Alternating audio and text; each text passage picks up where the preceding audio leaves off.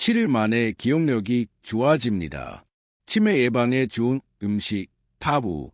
혹시 어제 저녁에 뭘 먹었는지 기억나시나요? 아니면 방금 전에 핸드폰을 어디에 뒀는지 찾느라 헤맨 적 있으신가요? 우리가 나이를 먹을수록 이런 일들이 점점 더 자주 일어나죠. 안녕하세요, 여러분. 오늘 우리가 함께 알아볼 내용은 정말 놀라운 거예요. 단 7일 만에 기억력을 개선할 수 있는 음식들에 대한 이야기인데요. 이게 정말 가능할까요? 네, 가능합니다. 과학적으로 입증된 연구 결과들을 바탕으로 우리 뇌 건강에 도움이 되는 음식 5가지를 소개해 드릴 거예요. 기억력과 뇌 건강의 중요성. 먼저 우리가 왜 기억력에 신경을 써야 하는지부터 이야기해 볼까요? 요즘 치매나 알츠하이머 같은 질병에 대한 뉴스를 자주 보게 되잖아요. 실제로 통계를 보면 정말 놀라운데요. 우리나라 65세 이상 어르신들 중에서 치매 환자가 약 84만 명이나 되고 이 숫자는 매년 계속 늘어나고 있어요. 하지만 여기서 희망적인 소식이 있습니다. 많은 연구에서 우리가 먹는 음식이 내 건강에 엄청난 영향을 준다는 걸 밝혀냈거든요. 특히 지중해식 식단을 따르는 사람들이 치매 발생률이 40%나 낮다는 연구 결과도 있어요. 이게 바로 우리가 오늘 이야기할 음식들의 힘이죠. 우리 뇌는 사실 하루 종일 엄청난 에너지를 소비해요. 전체 칼로리의 20%나 쓰거든요. 그런데 우리가 잘못된 음식을 계속 먹으면 뇌가 제대로 일할 수 없게 되는 거예요. 반대로 올바른 음식을 먹으면 뇌가 더 활발하게 일하고 기억력도 좋아지고 집중력도 높아져요. 타부, 블루베리, 뇌의 슈퍼푸드. 그럼 이제 본격적으로 우리의 첫 번째 음식을 알아볼까요? 바로 블루베리예요. 블루베리를 뇌의 슈퍼푸드라고 부르는 이유가 있거든요. 블루베리에는 안토시아닌이라는 성분이 풍부하게 들어있어요. 이 성분이 우리 뇌혈관을 깨끗하게 만들어주고 뇌세포들 사이의 연결을 더 강하게 만들어줘. 실제로 하버드 대학교에서 진행한 연구를 보면 블루베리를 꾸준히 먹은 사람들이 그렇지 않은 사람들보다 인지능력 테스트에서 훨씬 좋은 점수를 받았다고 해요. 더 놀라운 건 단기간 효과예요. 연구에 따르면 블루베리 주스를 마신 후 2시간 만에 기억력 테스트 점수가 향상됐다고 하거든요. 그래서 우리가 7일 만에라고 말하는 게 그냥 과장이 아니에요. 블루베리를 어떻게 먹으면 좋을까요? 아침에 시리얼이나 요거트에 넣어서 먹어도 좋고 간식으로 그냥 먹어도 돼요. 냉동 블루베리도 영양가는 거의 비슷하니까 걱정하지 마세요. 하루에 1컵 정도 먹으면 충분해요. 탑4. 연어와 등푸른 생선, 오메가3의 보고. 네 번째로 소개할 음식은 연어와 등푸른 생선이에요. 우리가 흔히 고등어, 삼치, 꽁치 같은 생선들 말이죠.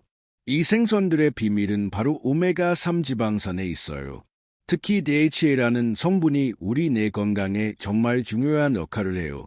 우리 뇌의 60%가 지방으로 이루어져 있는데 그 중에서도 DHA가 가장 많은 비중을 차지하거든요. 스웨덴에서 진행한 연구를 보면 정말 놀라워. 생선을 일주일에 1번 이상 먹는 사람들이 치매에 걸릴 확률이 60%나 낮았다고 해요. 그리고 혈중 오메가3 농도가 높은 사람들이 기억력 테스트에서도 훨씬 좋은 결과를 보였고, 오메가3가 우리 뇌에서 하는 일을 간단하게 설명해 드릴게요. 뇌세포들 사이의 신호 전달을 원활하게 해주고 뇌염증을 줄여주고 새로운 뇌세포가 생성되는 것도 도와줘요. 마치 우리 뇌에 기름칠을 해주는 것 같다고 보시면 돼요. 연어나 등푸른 생선을 일주일에 2번 정도 먹으면 좋은데 구이로 해서 먹어도 되고 찜으로 해서 먹어도 괜찮아요.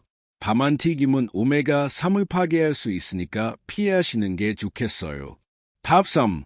견과류, 작지만 강한 뇌 영양제. 세 번째는 견과류예요. 특히 호두, 아몬드, 땅콩 같은 것들이죠.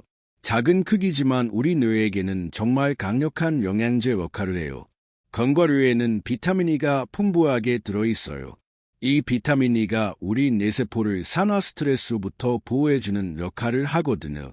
나이가 들면서 우리 뇌에 쌓이는 독소들을 제거하는 데도 도움이 되고 시카고에서 진행한 연구를 보면 비타민 E를 충분히 섭취한 사람들이 알츠하이머에 걸릴 위험이 67%나 낮았다고 해요. 그리고 견과류를 꾸준히 먹는 사람들이 인지능력 저하 속도도 훨씬 느렸고, 특히 호두는 정말 특별해요. 생김새부터가 우리 뇌를 닮았잖아요. 실제로도 뇌 건강에 가장 좋은 견과류 중 하나예요. 호두에는 오메가3도 들어있어서 일석이조거든요. 견과류를 먹을 때 주의할 점은 너무 많이 먹으면 안 된다는 거예요. 칼로리가 높거든요. 하루에 한 줌 정도, 그러니까 20에서 30g 정도가 적당해요. 간식으로 먹어도 되고 요거트에 넣어서 먹어도 좋아요. 타비, 다크 초콜릿, 달콤한 뇌 건강. 두 번째로 소개할 음식은 여러분이 정말 좋아하실 것 같아요. 바로 다크 초콜릿이거든요. 초콜릿이 뇌 건강에 좋다니 정말 반가운 소식이죠. 다크 초콜릿에는 플라보놀이라는 성분이 들어있어요. 이 성분이 우리 뇌혈류를 개선해주고 뇌세포들의 산소와 영양분을 더 잘 전달할 수 있게 해줘. 또한 뇌에서 기억과 학습을 담당하는 해마 부위를 활성화시켜주기도 하고, 하버드 의대에서 진행한 연구에 따르면 다크 초콜릿을 먹은 후 30분 만에 인지능력이 향상됐다고 해요. 그리고 꾸준히 먹은 사람들은 기억력 테스트에서 훨씬 좋은 점수를 받았고, 특히 나이 든 분들에게서 그 효과가 더 뚜렷하게 나타났어요. 다크 초콜릿은 또한 우리 기분도 좋게 만들어줘요. 세로토닌과 엔도르핀 분비를 촉진해서 스트레스를 줄여주거든요. 스트레스가 줄어들면 당연히 기억력도 좋아지죠. 하지만 여기서 중요한 포인트가 있어요. 모든 초콜릿이 다 좋은 건 아니에요.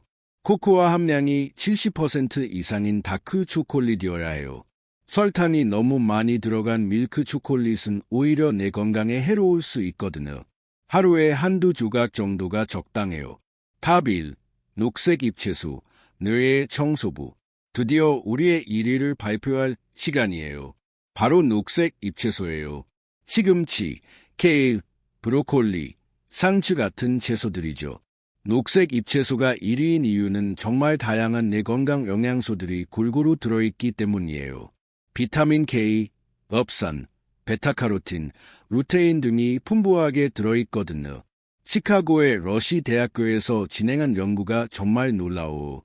녹색 잎채소를 하루에 한 접시씩 먹은 사람들이 내 나이가 실제 나이보다 11살이나 젊었다고 해요.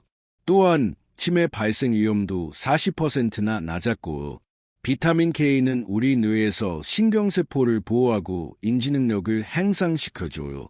업산은 뇌혈관 건강을 지켜주고, 베타카로틴은 뇌세포의 산화를 막아줘요. 루테인은 특히 기억력과 학습 능력 향상에 도움이 되고, 녹색 잎채소의 또 다른 장점은 염증을 줄여준다는 거예요.